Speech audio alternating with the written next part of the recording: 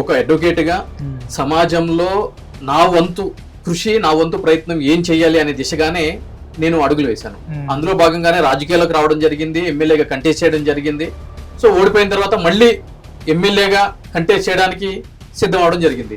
ఇటువంటి క్రమంలో ఒక రాజకీయ నాయకుడికి ఉండాల్సినటువంటి లక్షణం ఏంటి అంటే కనుక ముందు చూపు ఉండాలి. రేపటి రోజున మన సమాజాన్ని ముందుకు తీసుకుని వెళ్ళాలి అంటే గనక, ప్రజల్ని అభివృద్ధి వైపు నడిపించాలి అంటే గనక మనము ఎటువంటి కార్యాచరణ రూపొందించాలి అనేటువంటి ఆలోచన నాయకుడికి ఉండాలి.